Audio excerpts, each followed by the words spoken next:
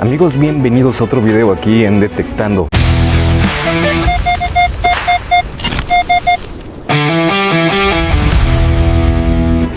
Hoy venimos en modo turista, pues les tengo este video de un pueblo muy especial y muy representativo en todo el mundo. Amigos, me refiero al pueblo de Tequila. Les va a encantar este paseo, pues vamos a ver algunas de las fincas más bonitas y también vamos a conocer las leyendas del cementerio municipal. Así que los invito porque esta aventura va a ser épica. Bienvenidos amigos, vamos a recorrer los pueblos de Tequila y Amatitán. Vámonos que estamos en Detectando. Hoy dejamos los detectores en casa y nos fuimos a pueblear. Y aunque parezca extraño para un canal como Detectando, hoy no venimos a buscar tesoros enterrados. Hoy vamos a conocer algunos de los tesoros que tenemos aquí mismo en Jalisco. Porque a veces también hay que dejar descansar los aparatos, agarrar la cámara, subirnos al carro y simplemente disfrutar. Y para este recorrido tuvimos un excelente guía, nuestro amigo Miguel Ángel Mendoza, quien nos acompañó durante buena parte del camino y nos fue contando datos, historias y detalles que muchas veces uno pasa por alto cuando visita estos lugares. Miguel Ángel además forma parte de Puebleando por Jalisco, un grupo de Facebook donde organiza este tipo de recorridos para conocer pueblos, lugares históricos y rincones de nuestro estado.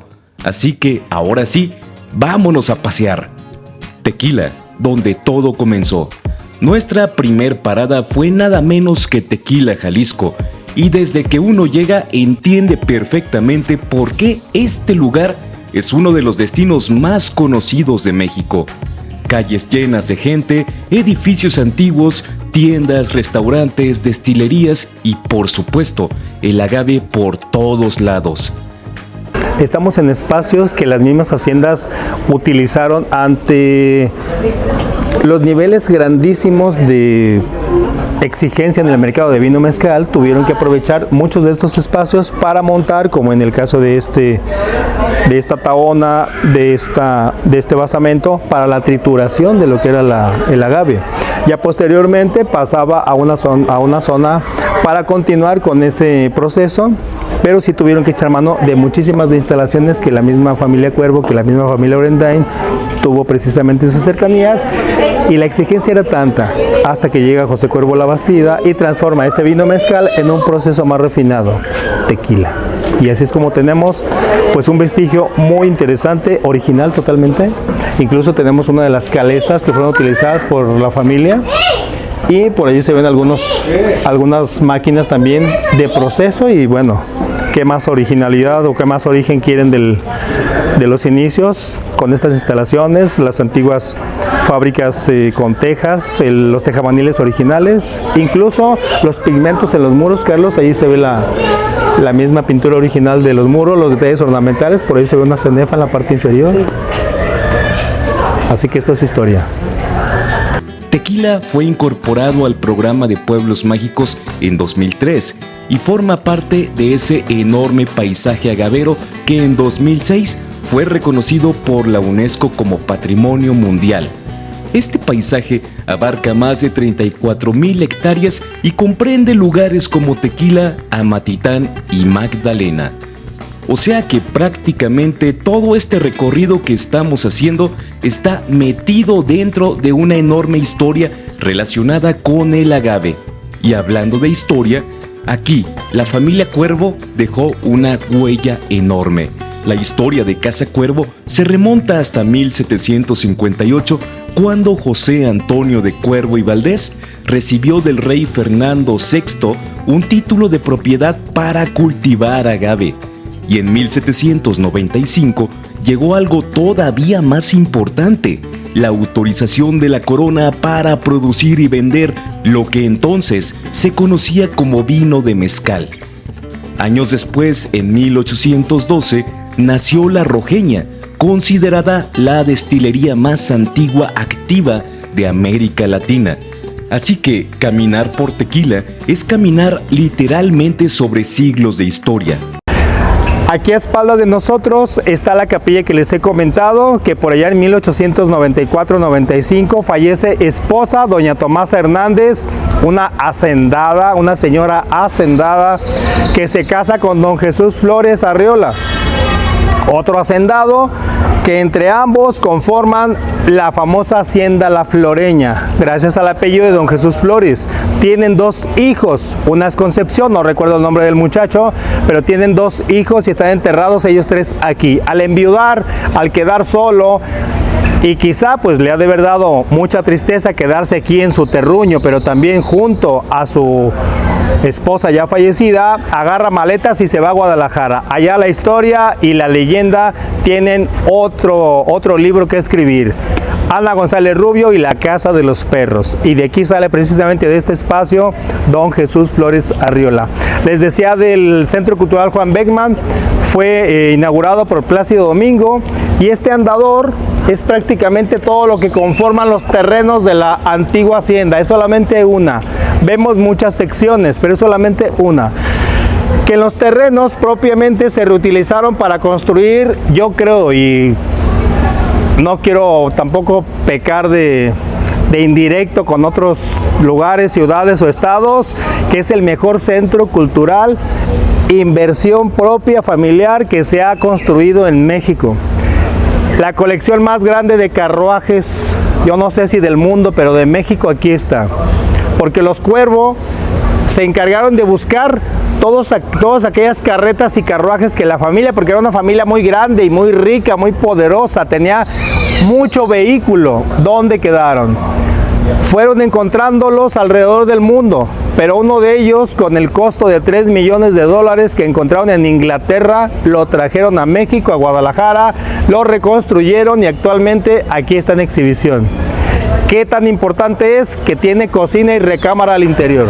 Después de tanto caminar, había que hacer algo muy importante.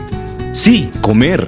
Y mientras comíamos, Miguel Ángel seguía sacando historias, porque este recorrido no solamente era venir a conocer lugares bonitos, era entender por qué cada uno de ellos está ahí. Subimos a la parte alta del templo. Después de comer, continuamos recorriendo el centro de Tequila, y aquí tuvimos la oportunidad de conocer algo que normalmente uno no ve desde la calle. Subimos hasta la parte alta del templo. Desde arriba la perspectiva cambia completamente. Allá abajo queda la plaza, las calles y el movimiento del pueblo, y uno comienza a entender cómo la arquitectura religiosa se convirtió durante siglos en uno de los puntos centrales de la vida de estas comunidades. Bien amigos, ya estamos arriba, estamos ya en el campanario, en la parte de arriba del templo. Subimos las escaleras y vean esto, es 1, 2, 3, 4, 5, 6 campanas. Antiquísimo este templo. Y estamos arriba, estamos en la torre, amigos. Yo ya no subo más. Tampoco me arrimo a la orilla porque tengo un temor terrible a las alturas. Pero amigos, es muy bonita la vista. La campana repicando nos tocó. Qué hermoso está todo esto. Vean el tamaño de aquella campana, está enorme. Ay, qué bárbaro.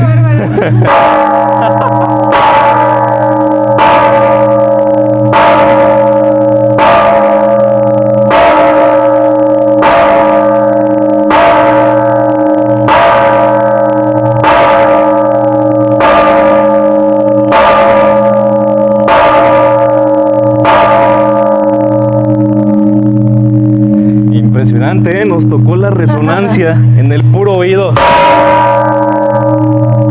Dios mío. Si de por sí desde abajo ya suena fuerte, estar justamente aquí en el momento exacto.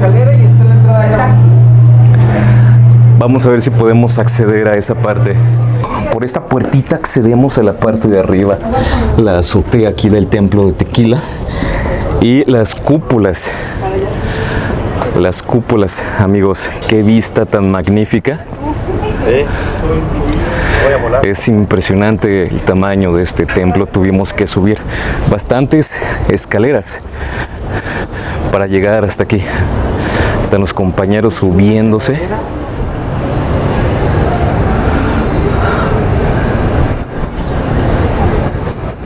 Y pues el kiosquito, la placita, que no sé si tengamos tiempo el día de hoy de recorrerlo, pero lo podemos ver desde aquí. Señor Miguel, ¿cómo está? ¿Qué tal, Carlitos? Pues muy bien, mira. ¿Qué dice? Una de las mejores panorámicas de uno de los primeros pueblos jaliscienses en México. Pues aquí lo tenemos y es disfrutar, es la mejor época del año. Cuando vengan a Tequila siempre se disfruta, pero cuando es temporal, los cerros, las carreteras, el entorno, pues reverdece, y la panorámica que tenemos desde aquí, para donde volteen, simple y sencillamente son buenas fotografías, y creemos que les va a gustar más que nada todo lo que es la perspectiva histórica.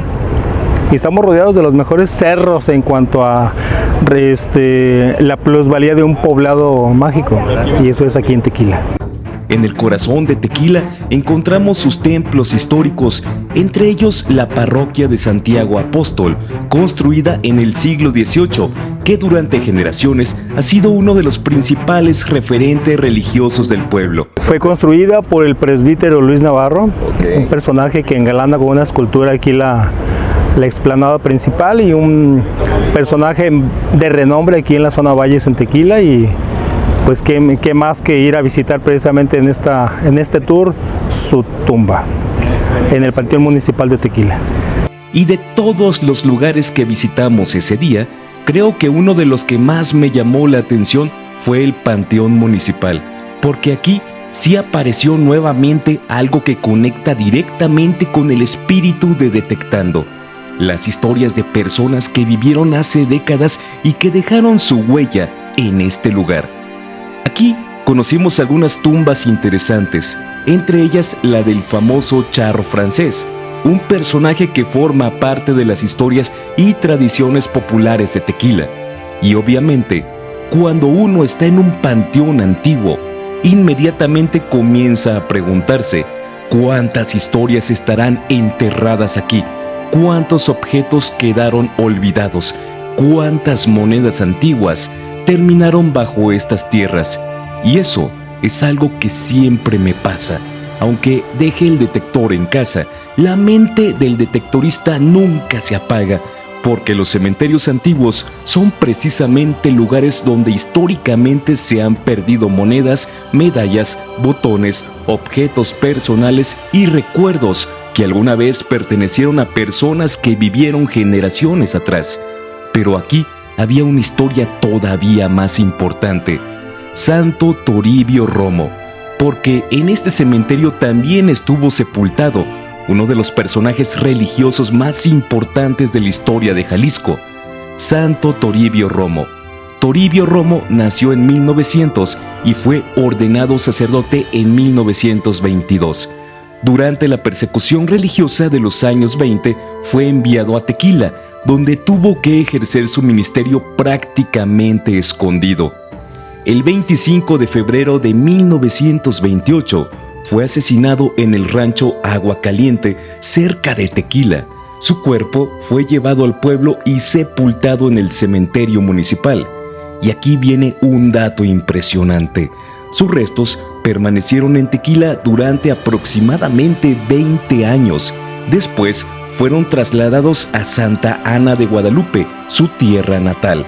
Con el tiempo, aquel sacerdote asesinado durante la Guerra Cristera se convirtió en santo. Fue beatificado en 1992 y canonizado en el año 2000 por el Papa Juan Pablo II. Lo primero que hicieron fue ingresarlo como cuerpo católico, porque al no saber en plena Revolución Cristera su destino, su fin, pues ya entiérrenlo, ya lo asesinaron, ¿qué más quieren? Y aquí se quedó hasta que viene ya su proceso de canonización y ya su pueblo ya empezaba también el tema de, respecto a su santidad, de elaborarle también, construirle un santuario. Así que estar frente a este lugar te hace pensar que los panteones no solamente guardan muertos, guardan memoria, y para alguien que busca objetos antiguos, eso tiene un significado especial. Ahora sí, vámonos por un cantarito. Después de tanta historia, tanta caminata y tanta visita al panteón, creo que ya nos habíamos ganado un descanso. Así que nos fuimos rumbo a Matitán, y aquí cambió completamente el ambiente.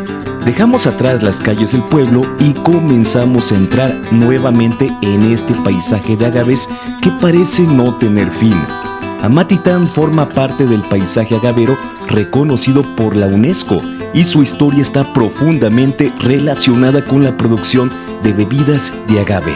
Pero nosotros esta vez no veníamos a estudiar el proceso de producción, venimos a disfrutar y llegamos a la famosa Ruta 47.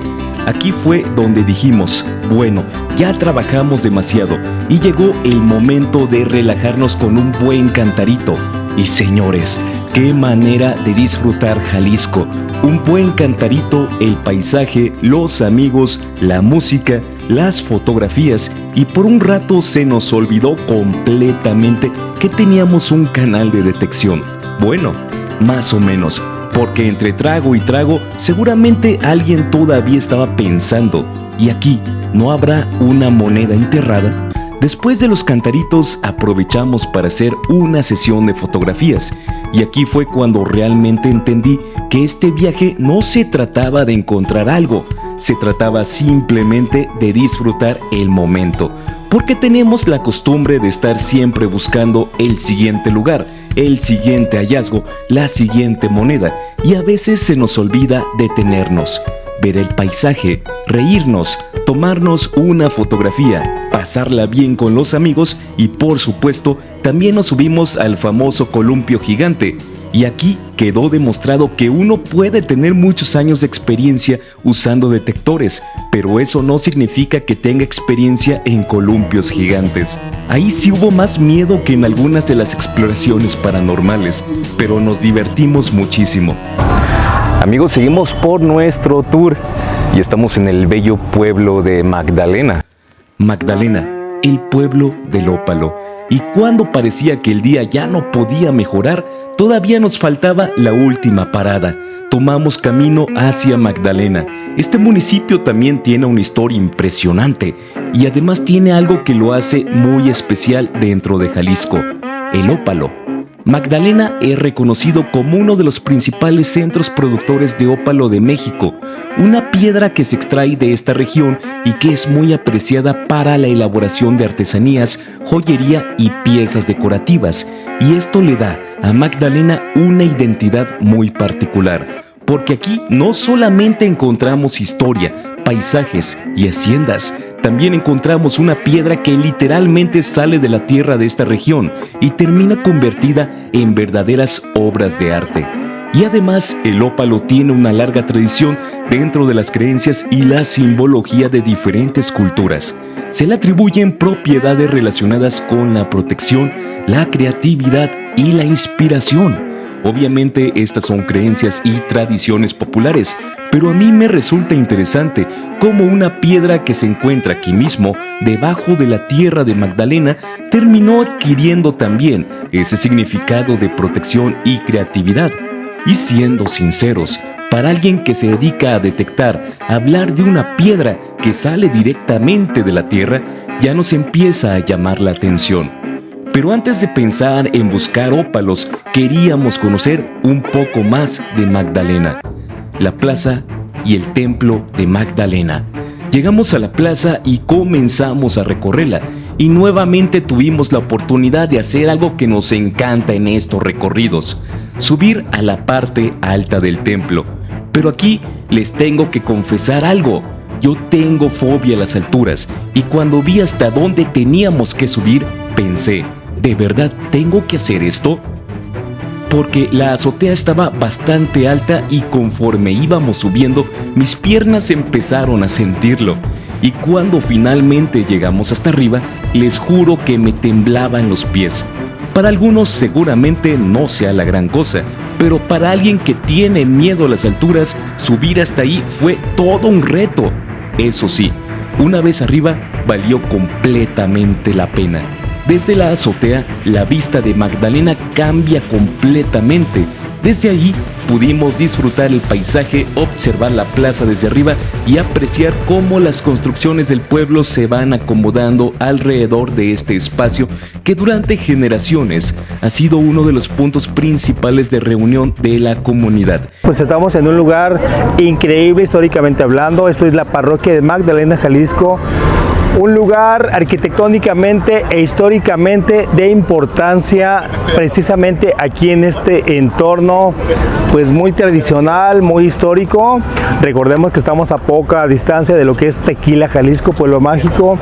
Un espacio que a partir de 1596 pues comienza a resurgir de entre su basamento indígena, porque también tuvo un interesante tema arquitectónico de proceso, tanto conventual, que es de conversión, y eclesial, que obviamente fue el asentamiento esencial de los gremios franciscanos.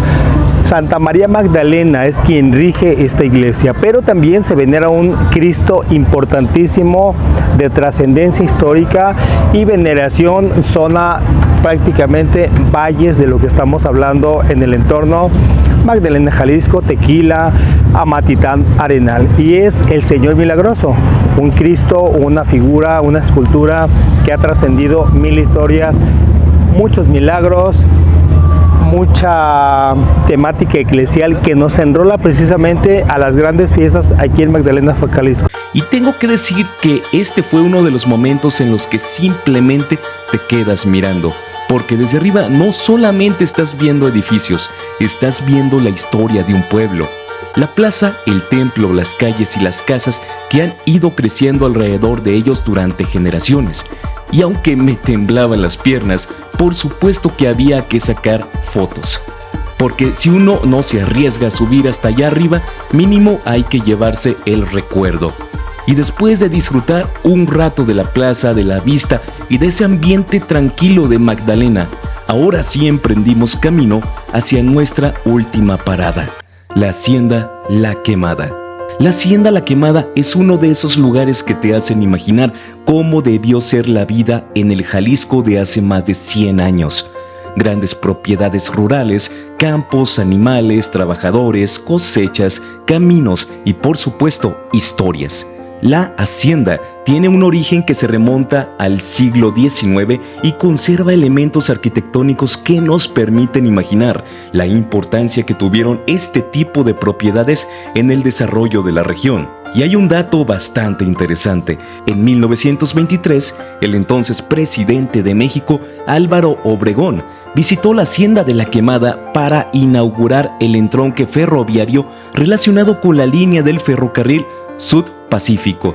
Imagínense lo que significaba tener el ferrocarril llegando hasta esta región, porque cuando uno piensa en una hacienda antigua, inmediatamente aparecen también esas historias que tanto nos gustan en Detectando. Monedas, objetos de trabajo, herramientas, medallas, carruajes, documentos y todo aquello que alguna vez circuló por estos caminos.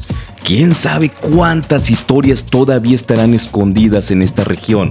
Pero esta vez no llevábamos detectores y quizás eso fue lo mejor, porque pudimos ver el lugar de otra manera.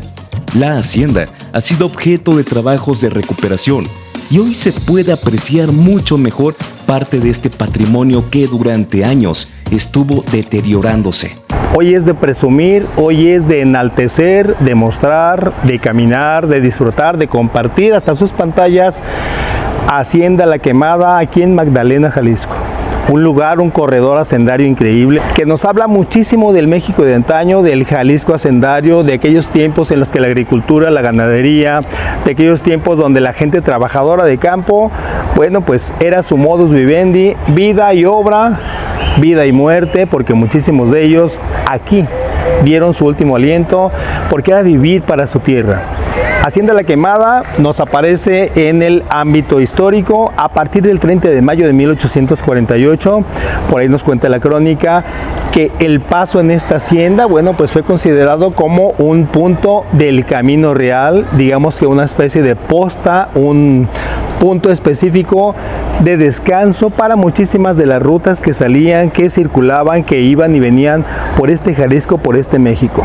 Hablar de haciendas, hablar de La Quemada, es enrolar una y mil historias, pero también entrar a su espacio es una página en el tiempo que lo disfrutamos, escuchamos prácticamente como el crujir de las ruedas de aquella carreta, aquellos carruajes, los gritos de los muchachos al servicio de la hacienda, los caballerangos, el escuchar precisamente todos estos grupos muy interesantes de gente que trabajaban para la hacienda a las órdenes precisamente de los grandes señores. Un espacio donde los Orendain, principalmente en este lado de Jalisco, Magdalena, pues estaban muchísimo en auge.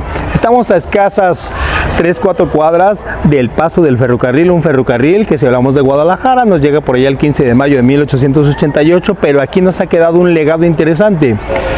Desafortunadamente en abandono, en deterioro, pero es otra página en la historia.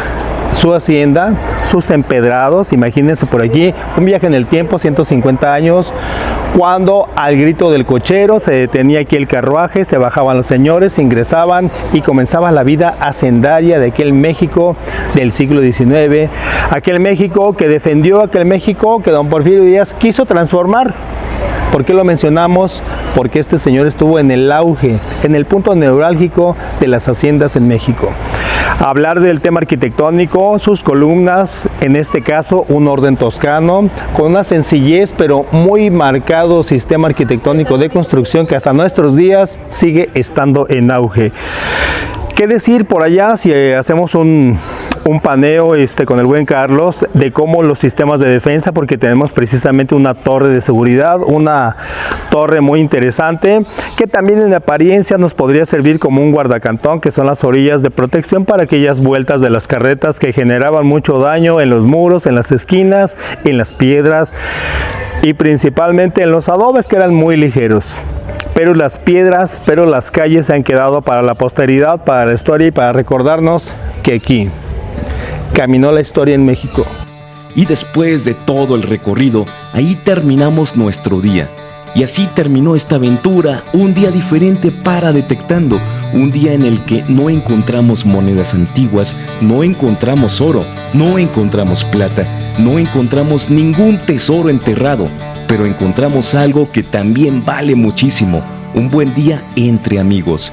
Conocimos lugares históricos, comimos delicioso, aprendimos historias que no conocíamos, tomamos fotografías, nos tomamos unos cantaritos, nos subimos a un columpio gigante y hasta enfrentamos el miedo a las alturas. Y recorrimos una pequeña parte de ese enorme tesoro turístico que tenemos en Jalisco. Y creo que de eso también se trata la vida.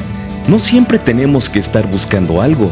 A veces simplemente hay que detenerse, subirse al carro y dejar los detectores en casa y salir a conocer nuestro propio estado. Porque, quién sabe, quizás el próximo gran tesoro no esté enterrado. Quizás esté en un pueblo, en una hacienda, en una buena comida o en una piedra de ópalo. O simplemente en el recuerdo de un día que pasamos con nuestros amigos. Así que muchísimas gracias a nuestro amigo Miguel Ángel Mendoza por acompañarnos y compartir todos estos datos e historias durante el recorrido. Y si ustedes quieren conocer más lugares de Jalisco, conocer su historia y además formar parte de estos recorridos, busquen Puebleando por Jalisco, el grupo donde Miguel Ángel organiza estas aventuras. Y nosotros pues ya sabemos que los detectores están esperando en casa, porque después de este descanso seguramente ya nos están pidiendo otra salida. Pero esa historia será para el próximo video de Detectando.